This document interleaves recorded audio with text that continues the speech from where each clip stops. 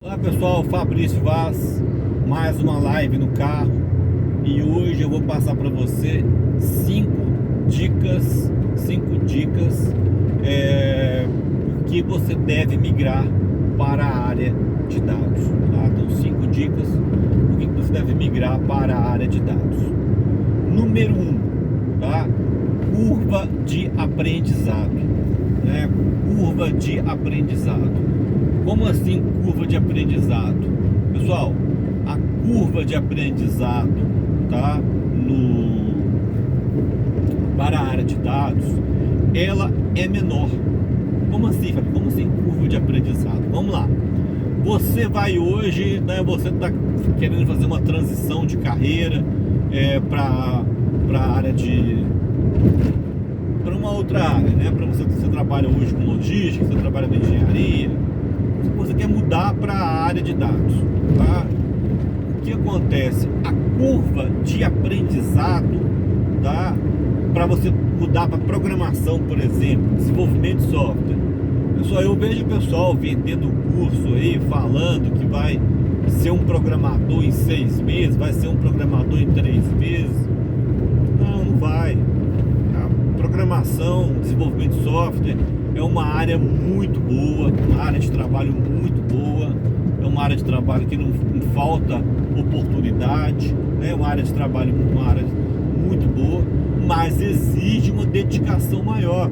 Eu vejo pessoas que fazem faculdade, ficam 4 anos fazendo uma faculdade aí de sistema de informação, de ciências da computação e não sabe programar.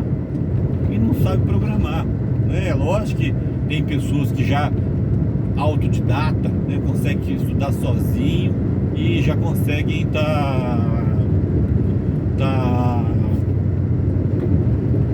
já conseguem aprender de forma mais fácil. Mas a curva de aprendizado para você atuar na área de dados,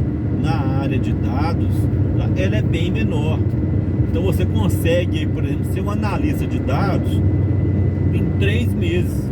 Você consegue aí pegar aí, se você dedicar ali 4 horas por dia, 3, 4 horas por dia, ali você vai ser um bom analista de dados em 3 meses, né? Você vai ser um pleno, um sênior? Não vai.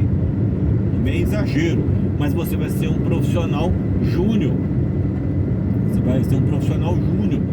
vai conseguir uma colocação no mercado.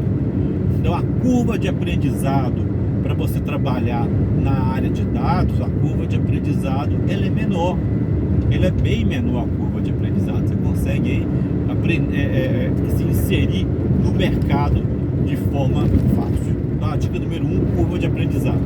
A dica número 2, trabalho freelancer.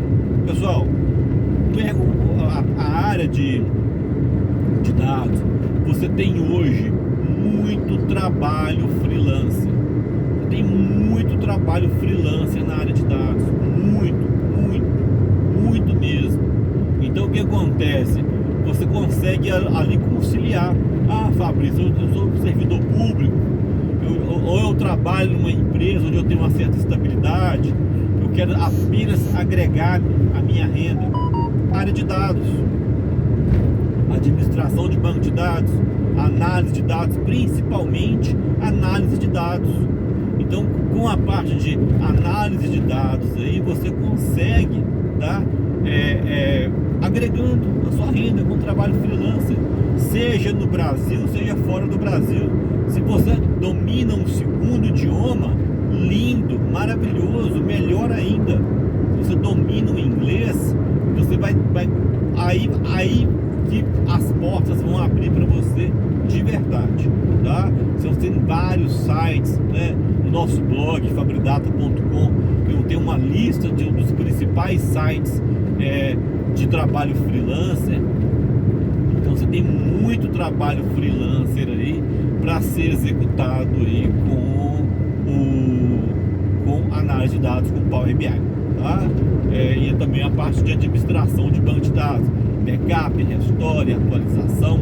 Então você tem muito trabalho freelancer, tá? Então o primeiro ponto que eu citei ali foi, né, a curva de aprendizado. A segunda, trabalho freelancer. Terceiro, transição de carreira. Hoje tem muito se falado em transição de carreira, né? Como assim transição de carreira, né? A pessoa que está numa área e está querendo migrar de área. Pessoal, por ter uma curva de aprendizado menor, análise de dados, você consegue facilmente aí tá migrando, trocando de profissão, literalmente trocando de profissão. E tem duas vertentes que eu digo: você pode trocar de profissão sendo um profissional generalista. Eu falo muito sobre isso nos meus vídeos. O que é uma análise de dados generalista? É aquela análise de dados que ele analisa dados de vários segmentos. Tudo que aparece para ele, ele consegue trabalhar. Um supermercado, beleza. Uma distribuidora, ótimo, né? Uma empresa de engenharia, ótimo, eu faço. Então o que acontece? Você tem essa questão aí do profissional generalista. Agora, o profissional que já tem uma profissão, você trabalha com engenharia, você trabalha na área de saúde, você trabalha com logística, você trabalha na área contábil, trabalha na área financeira, tá?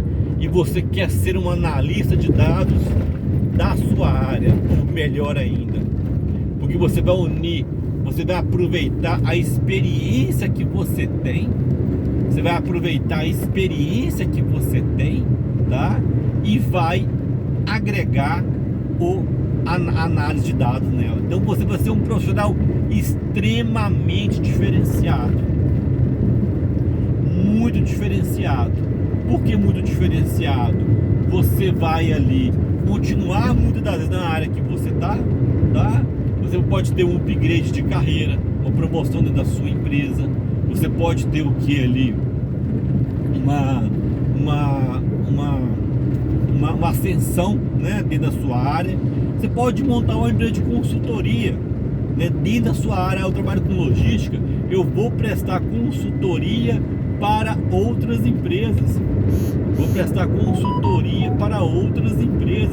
Com análise de dados, tá? Eu presto consultoria para outras empresas com análise de dados. Então o que acontece? Você vai ter ali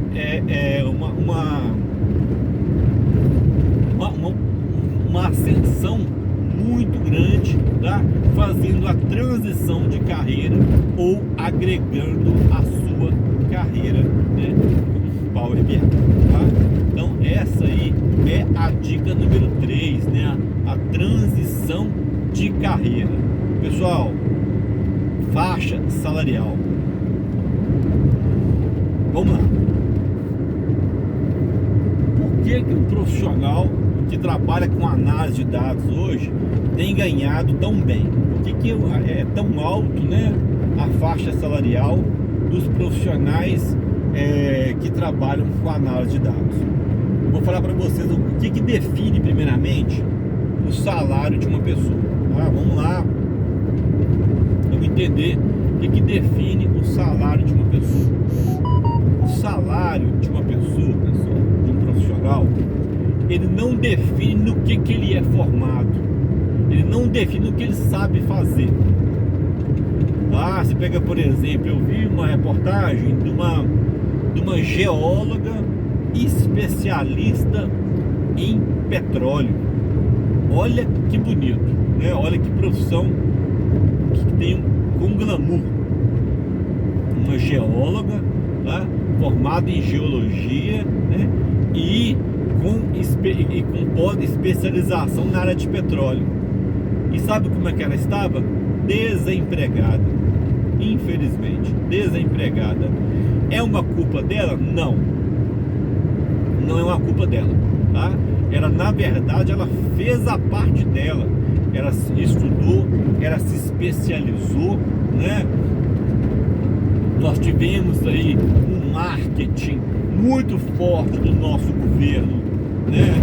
No pré-sal, vamos fazer engenharia. O próprio Lula, né, falou que o Brasil não precisava de médico, não precisava de engenheiro, precisava de médico, nem de advogado, precisava de engenheiro, né? E o pessoal correu para engenharia, para geologia, para essa área, né? Hoje a gente tem aí muitos profissionais, infelizmente, altamente qualificados, né? Com qualificação muito boa, dirigindo Uber. Não estou criticando quem dirige Uber, pessoal, não é isso. Não estou criticando, tá? Estou comentando que você tem alguns profissionais com formação superior, com mestrado, né, trabalhando de Uber, e tem profissionais que nem terminou o segundo grau atuando no mercado de tecnologia. Olha que interessante. Profissionais que não tem nem o segundo grau atuando no mercado de TI, atuando com tecnologia. Entendem? Então vejam bem o que acontece.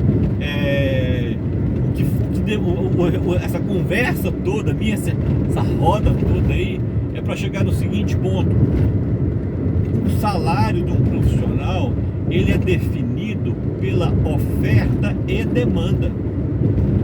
Oferta e demanda, entendeu? Se está faltando esse profissional no mercado e existe uma demanda muito grande para esse profissional, o salário dele vai ser alto, tá? O salário dele vai ser alto. Eu vou dar um exemplo. Medicina, o médico, né? É sabido, o médico, ele tem uma ótima faixa salarial aqui no Brasil. Aqui no Brasil, o médico, ele tem uma ótima faixa salarial, e muitas das vezes o cara já ele forma ali em medicina ali, e já vai trabalhar num lugar e ganhando um mega salário, somente por ele ser médico, né? Mas por quê? Ah, porque é bonito pagar um alto salário pro médico? Não, ele é médico, ele tem que ganhar bem. Não é. Não é. Tá? O médico, ele tem um bom salário porque falta profissional no mercado. Esse é o ponto. Falta profissional no mercado. Eu vou dar um exemplo muito prático. Os nossos vizinhos, a Argentina, na Venezuela. A Venezuela não é um ponto de vista, é um país quebrado. Na Argentina, na Bolívia, no Paraguai, na Colômbia, o médico, ele não tem um super salário, ele não tem um mega salário, tá? Por que ele não tem um super salário? Opa, caiu.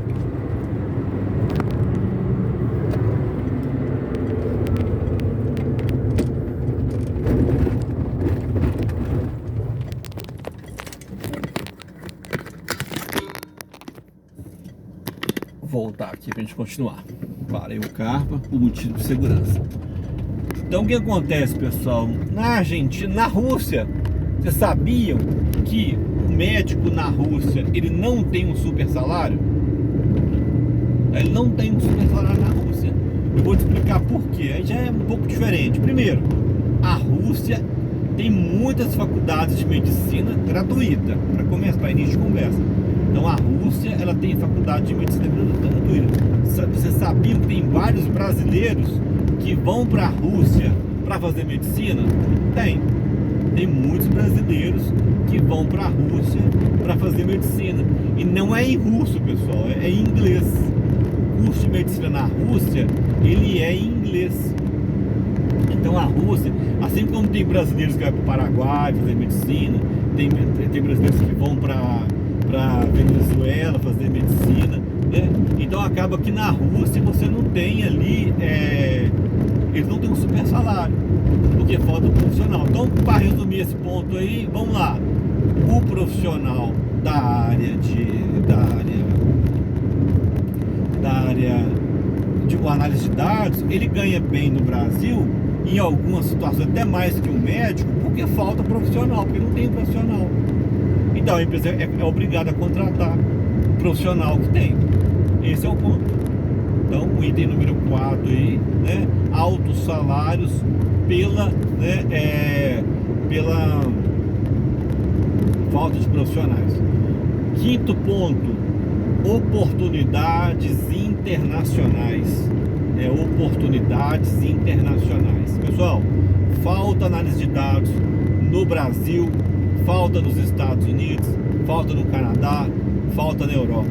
falta em Portugal, falta em todo mundo, né? A área que cresceu muito nós não temos os profissionais suficientes para poder suprir essa demanda. Então, o que acontece hoje? O que está acontecendo hoje com o mercado?